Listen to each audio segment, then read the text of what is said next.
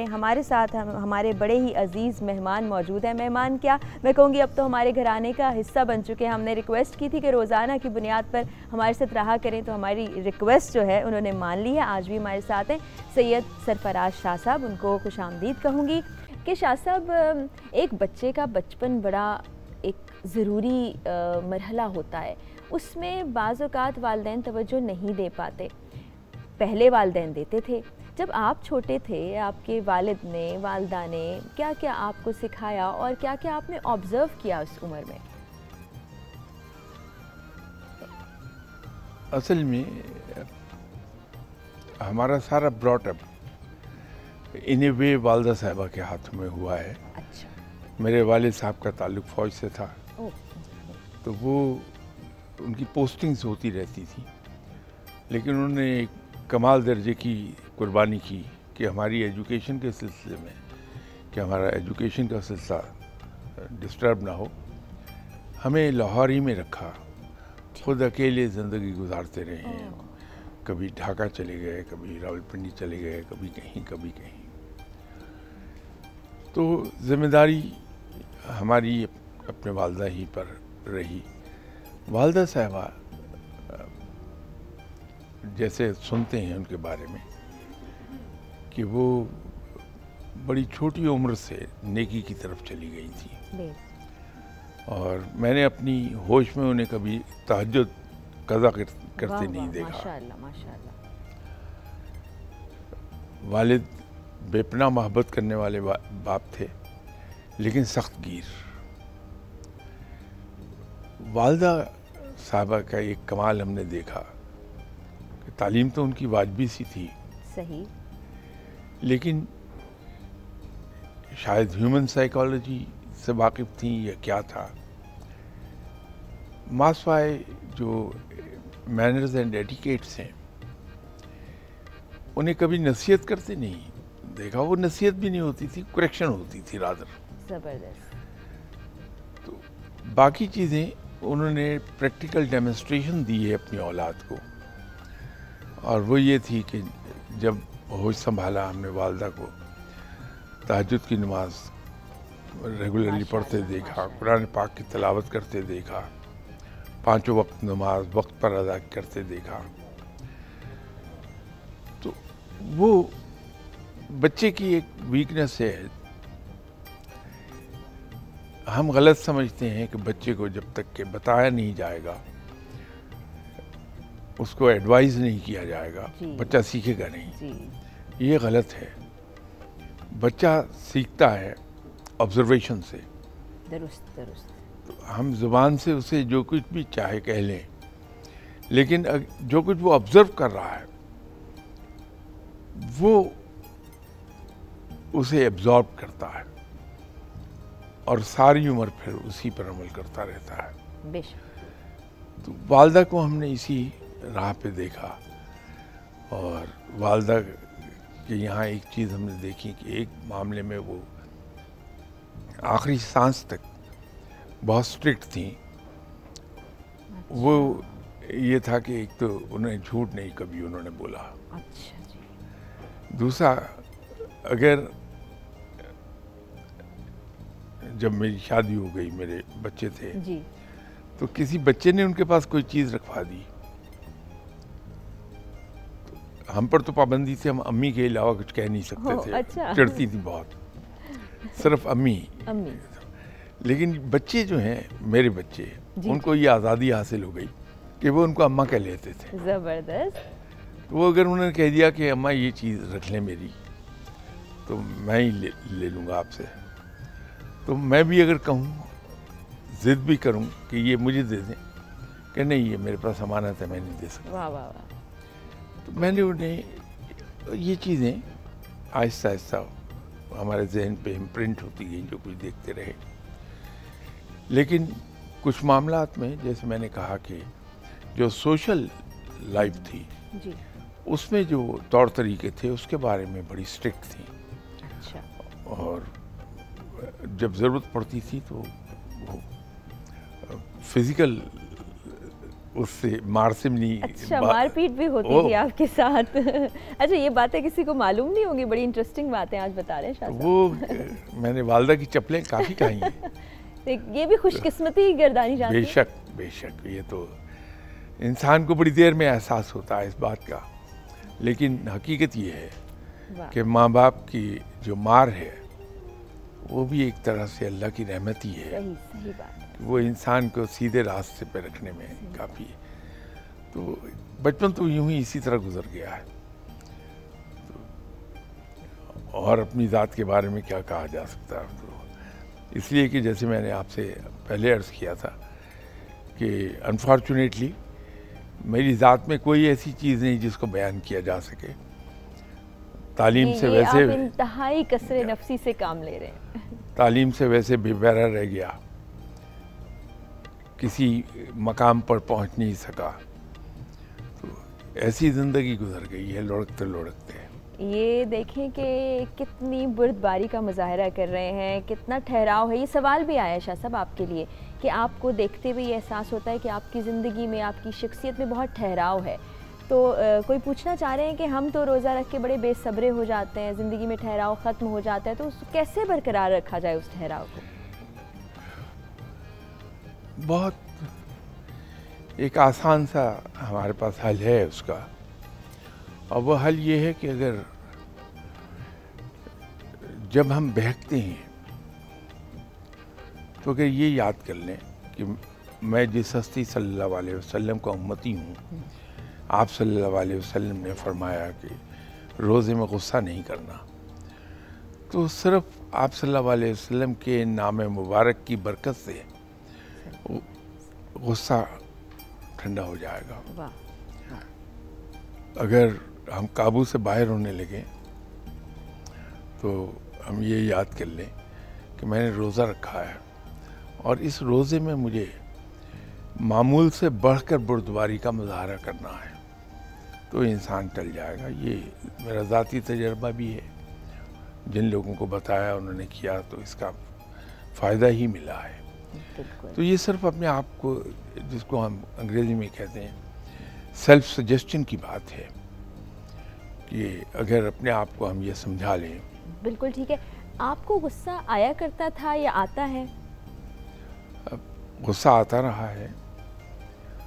میں اس سے تنگ بہت تھا کہ غصہ آتا ہے, لیکن پھر وہ خود ہی میرا خیال ہے کوئی آج سے 40-45 سال پہلے ختم ہو گیا. بالکل ختم ہو گیا. اس کے لیے کیا کرنا پڑا آپ نے؟ آپ میرے خیال میں ایک چیز انسان کی زندگی میں بڑی ضروری ہے, اگرچہ یہ موضوع سے ہٹ کر بات ہو جائے گی, لیکن اس کا فائدہ ہمیں بہت ملتا ہے اگر ہم کر پائیں. وہ یہ ہے کہ ہماری زندگی میں بہت سے دوست ہوتے ہیں, ہمارے حلقہ احباب ہر ایک کا ہے. ہم یہ کوشش کر لیں کہ ہمارے دوستوں میں سے ایک ایسا انسان ہو جو ہمیں علیحدگی میں ہماری خامی بتا سکے. میں اس میں عرض کروں کہ میری ٹرانسفر ایک جگہ سے دوسری جگہ ہوئی, تو میرے ایک دوست تھے, اللہ تعالیٰ انہیں غریق رحمت فرمائے, کرنل محمود, دنیا سے چلے گئے, 1 سال ہو گیا. وہ آئے میرے پاس, تو مجھے آتے ہی کہنے لگے کہ شاہ جی, بولتے بڑے سٹائل میں تھے, شاہ جی. میں نے کہا جی. To bed. میں نے کہا کیا ہو گیا؟ کہ میں پچھلے 10 منٹ سے آپ کے آفس کے کمرے کے باہر آپ کے مختلف افسروں سے کہہ چکا کہ میرا کارڈ اندر دے دو. وہ کوئی آپ کے کمرے میں آنے کو تیار نہیں, وہ دوسرے کو دیتا کہ تم دے آؤ. وہ کہہ رہا نہیں تم دے آؤ. تو ابھی آپ کی سیکرٹری واش روم میں گئی ہوئی تھیں, وہ آئی ہیں, تو انہوں نے کارڈ اندر بھیجا. تو اٹس نو گڈ. آپ کے جو جونیئر کولیگز ہیں, they shouldn't be scared of you, they should respect you. But your staff is scared of you. اب یہ اتنا بڑا سبق تھا، یہ غالباً بات ہے مئی 78 کی، آج 45 سال تو ہو گئے۔ جی جی، کہ اس دن کے بعد میں نے توبہ کر لی کہ میں، اور وہ سبق ایک یاد آ گیا جو تعلیم کے زمانے میں ہم نے پڑھا تھا، گورے نے پڑھایا تھا کہ آپ اپنے ماتحتوں کی سرزنش ضرور کریں لیکن انہیں انسلٹ نہیں کریں۔ بہترین۔ تو یہ ایک سبق اس دن یاد آیا طالب علمی کے زمانے کا، کہ صرف سرزنش کی جانی چاہیے، انسلٹ نہیں کیا جانا چاہیے۔ تو اگر زندگی میں ہمارے کوئی ایک ایسا دوست ہمارے ساتھ ہو جو ہماری خامیاں ہمارے منہ پر کہہ سکے، بہترین، تو وہ بہت ہیلپ کرتا ہے ہمیں اپنے آپ کو کریکٹ کرنے میں، بہتر انسان بنانے میں۔ کیونکہ ہوتا یہ ہے کہ ہم حلقہ احباب میں انہی لوگوں کو شامل کرتے ہیں جو ہماری دل پسند گفتگو کر رہے ہوں، جی جی، اور اپنی ذات پر تنقید تو دل پسند کبھی بھی نہیں ہوتی۔ تو ایک آدمی کو ضرور ایسا ایک دوست رکھنا چاہیے آدمی کو جو اس کی خامیاں اس کے منہ پر بتا سکے۔ بالکل، انسان کی تصحیح ہوتی جاتی ہے بہترین بہترین۔ ساتھ ہی ساتھ۔ شاہ صاحب، اب تو آپ ہماری فیملی کا، گھرانے کا حصہ ہی ہیں، بہت کچھ ہمیں ویسے بھی سیکھنے کو ملتا ہے اس ٹرانسمیشن کے علاوہ بھی۔ تھینک یو سو مچ۔ نظم و ضبط کی ہم بات کر رہے ہیں، کتنا ضروری ہے ایک ترتیب میں زندگی کو گزار دینا، کچھ اصول و ضوابط بنا لینا؟ بسم اللہ الرحمن الرحیم۔ آپ ہی کے ساتھ کسی گزشتہ پروگرام میں ذکر کر رہا تھا کہ اسلام ایسا دین ہے جو نظم و ضبط پر بہت زور دیتا ہے۔ جی، اپنے پیروکار کو چاہتا ہے کہ ان کے اندر زندگی کے ہر شعبے میں ایک نظم و ضبط دکھائی دے۔ جس طرح میں نے مثال دی تھی نماز کی، کہ نماز میں اب دیکھیے کہ صفیں سیدھی رکھنا بڑا ضروری ہے۔ پھر امام صاحب کی ایک کمانڈ پر نماز شروع کر لیتے ہیں ہم، اور دوران نماز بھی ان کی کمانڈ کو فالو کرتے ہیں، اور نماز کا اختتام بھی امام صاحب کی کمانڈ ہی پہ ہوتا ہے۔ یہ سب نظم و ضبط کا، اور نماز ایک مخصوص وقت پہ شروع ہوتی ہے،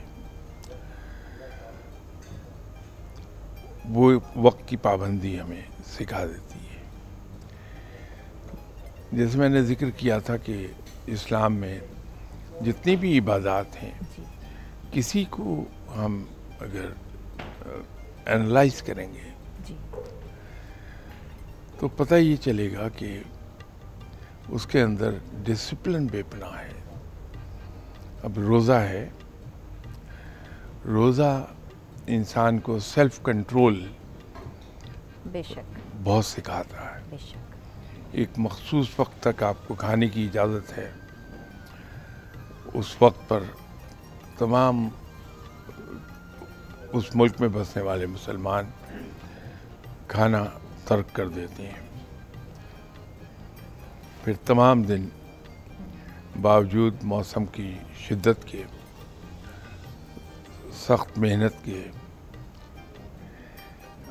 ہم کھاتے پیتے نہیں، خواہ پیاس کتنی شدید ہو، بھوک کتنی کیوں نہ لگی ہوئی ہو، اور پھر ایک مخصوص وقت پر جا کے سبھی کے سبھی مسلمان روزہ افطار کرتے ہیں۔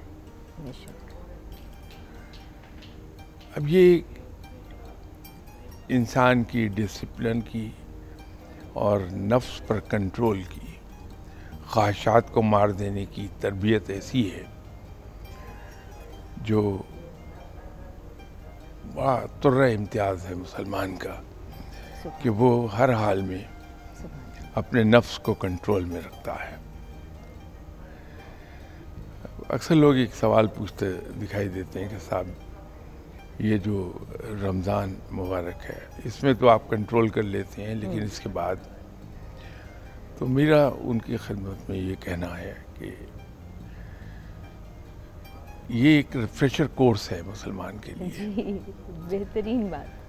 तो रिफ्रेशर कोर्स इंसान को इसलिए होता है कि अगर कुछ सबक भूल गए हैं तो वो याद आ जाए, दोबारा से याद कर लें। जी,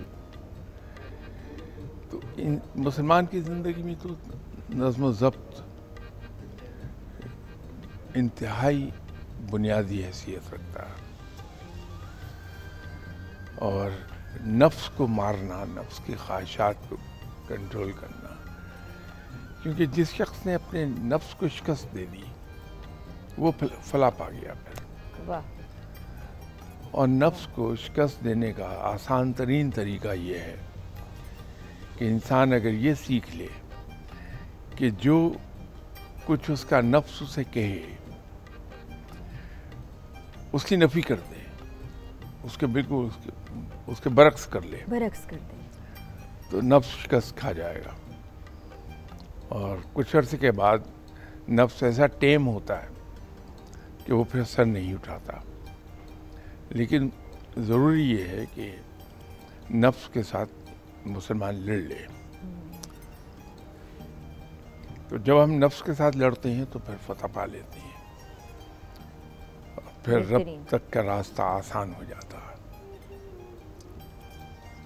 तरतीब का तो आपने तज़किरा कर दिया कि इस्लाम वैसे ही तरतीब सिखाता है, उसकी एक एक अल्लाह ताला के जो हुक्म है अगर देखा जाए तो उसमें नज़्म व ज़ब्त की ही तलकीन की गई है। अब कायनात भी एक तरतीब में चल रही है, सुभान अल्लाह माशाल्लाह। ज़रा सी तरतीब बिगड़ती हम देखते हैं ज़लज़ले आ जाते हैं, खुदा न खास्ता सैलाब आ जाते हैं। तो इंसान अगर अपनी तरतीब को आगे पीछे करता है रोज़मर्रा मामूलात में तो कितनी तबाही हो सकती है? देखिए, कायनात पर गौर करें तो एक चीज़ हमारे सामने आती है कि कायनात एक बड़े डेलिकेट बैलेंस पर कायम है। हमारे यहाँ साइंस को फॉलो करने वाले हजरात जी, ये आमतौर पर कहते मिलेंगे कि साहब ये कायनात वजूद में लाई नहीं गई, वजूद में आ गई है।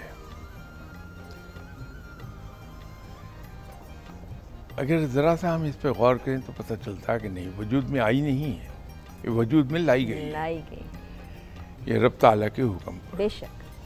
तो जो साइंस या गैर मुस्लिम जो ये बात कहते हैं कि साहब ये कायनात वजूद में आई है बिग बैंग के नतीजे में,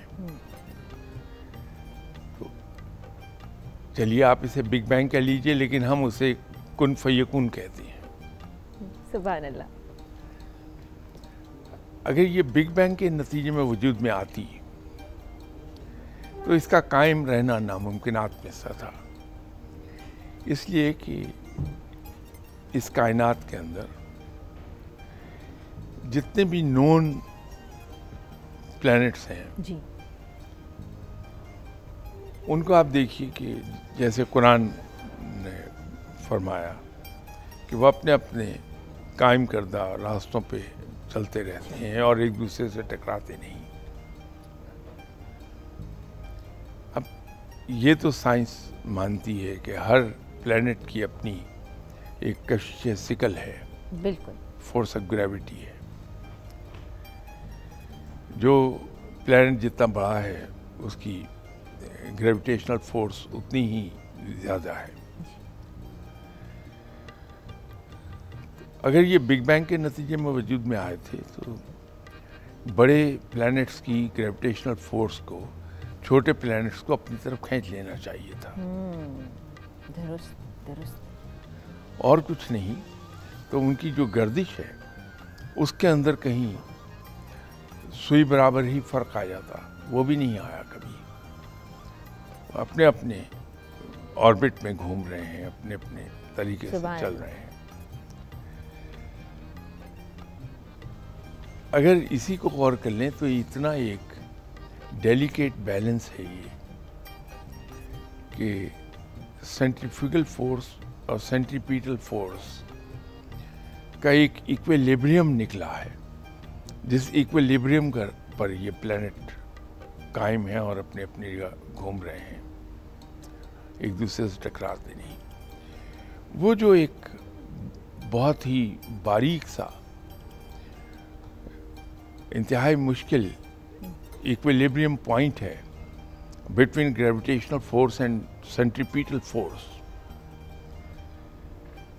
وہ کس نے قائم کیا ہے؟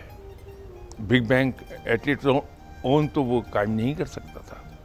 بالکل صحیح، یہ تو کسی نے قائم کیا ہے،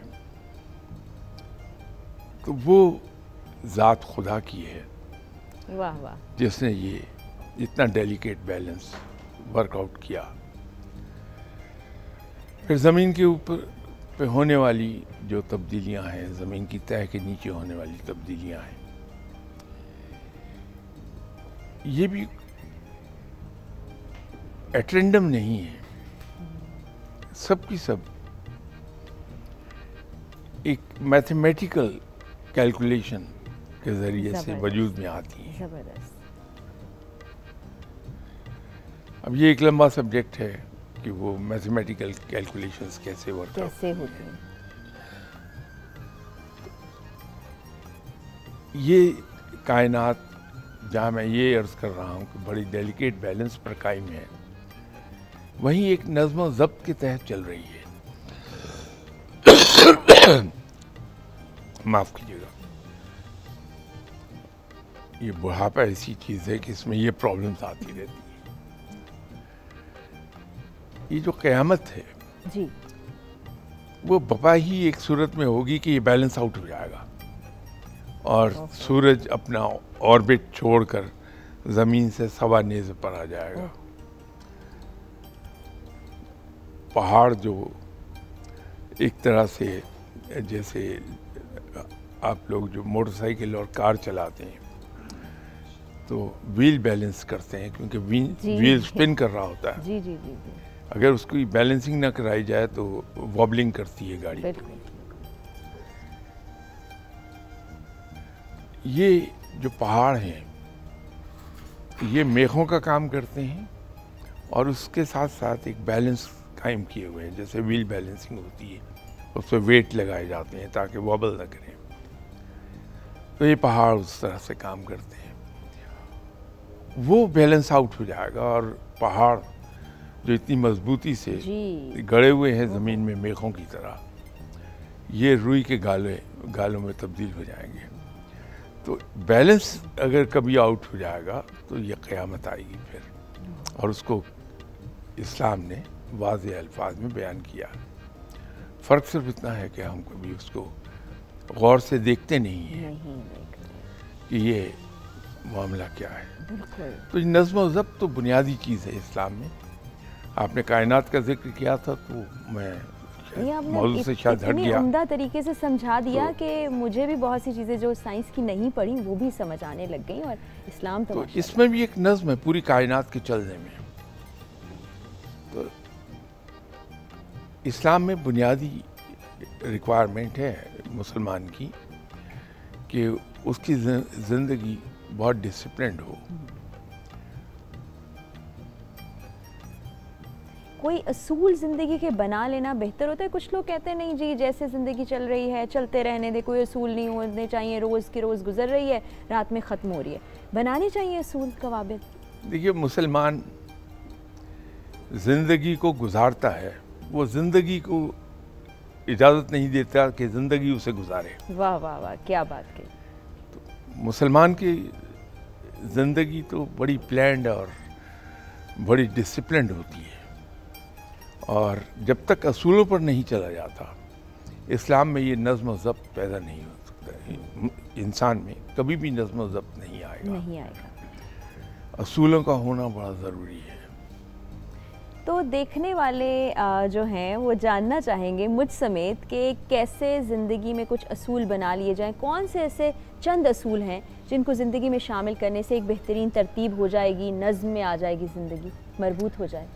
میں تو شاید چند اصول نہ بتا پاؤں، کیونکہ میرے نزدیک اسلام کی دیے گئے جو اصول ہیں جی اور اس کا پریکٹیکل ڈیمونسٹریشن آپ صلی اللہ علیہ وسلم کی حیات طیبہ ہے. بہترین. وہ سارے کے سارے مسلمان کو ایڈاپٹ کرنا ہے، یہ اس کی ذمہ داری ہے. اگر وہ مسلمان سے مومن بننا چاہتا ہے تو اسے پھر اسلام کے تمام اصول اپنے اوپر اسی طرح لاگو کرنے پڑیں گے جس طرح آپ صلی اللہ علیہ وسلم نے اسے ڈیمونسٹریٹ کیا تھا اپنی زندگی کے ذریعے. اب اس کے ہو یہ جاتا ہے کہ مجھ جیسے گناہگار لوگ بھی ہیں جو سیدھا راستہ ڈھونڈتے ہیں لیکن مل نہیں پاتا، اس لیے کہ میری تعلیم میرا ساتھ نہیں دے پاتی، میں تعلیم یافتہ نہیں ہوں. تو اس کا آسان سا ایک راستہ ہے کہ کچھ بھی نہ کیا جائے، صرف اور صرف آپ صلی اللہ علیہ وسلم کی سنت کو پکڑ لیا جائے مضبوطی کے ساتھ، اور آنکھیں بند کر کے سنت کو فالو کرتے چلے جائیں. اسلام پر 100% عمل ہو جائے گا. زبردست، ماشاءاللہ، کتنا بہترین سیدھا راستہ ہے یہ. تو ہم دیکھتے ہیں کہ بہت سے لوگ کوشش تو کرتے ہیں اور وہ کہتے ہیں ہم بڑی کوشش کر رہے ہیں، بڑا زور لگا رہے ہیں، لیکن ہو نہیں پا رہا. یہ نہ ہو پانے کی کیا وجوہات ہو سکتی ہیں؟ میرے خیال میں تو انسان پٹتا ہے تو اپنے نفس کے ہاتھوں. جی جی. یہ آپ کے پاس جو فلاورز پڑے ہیں جی یہ آنکھوں کو بڑے بھلے لگ رہے ہیں. جی. اب میرا نفس مجھے بہکائے گا کہ میں اگر یہ فلاورز اس میں 2-4 پار کر جاؤں جی تو کسی کو پتہ بھی نہیں چلے گا. بالکل ایسا ہی. اب یہ میرا نفس ہے جس نے مجھے چوری پر مجبور کر دیا. آپ سے میں ایک فرضی دکھ کی داستان بتا دیتا ہوں اور آپ ایموشنلی موو ہوتی ہیں اور اپنے ہینڈ بیگ میں سے جتنے پیسے نکال کے میرے حوالے کر دیتی ہیں. صحیح. یہ جھوٹ بولنے پہ اور آپ کو لوٹنے پہ کس نے مجبور کیا ہے؟ میرے نفس نے. اس لیے میں نے شروع میں عرض کیا تھا کہ اگر انسان مسلمان سے مومن بننا چاہتا ہے تو اپنے نفس کو غلام اپنا بنا لے، خود اس کا غلام نہ بنے، تو مسئلہ حل ہو جائے گا. بہترین. یہ جتنی ہماری ایسی خواہشات ہیں وہ سب کی سب نفس کی ڈیمانڈز ہوتی ہیں اور ہم اپنے نفس کی ان ڈیمانڈز کے ہاتھوں مجبور ہو کے جاتے ہیں، غلط راہوں پر چلے جاتے ہیں.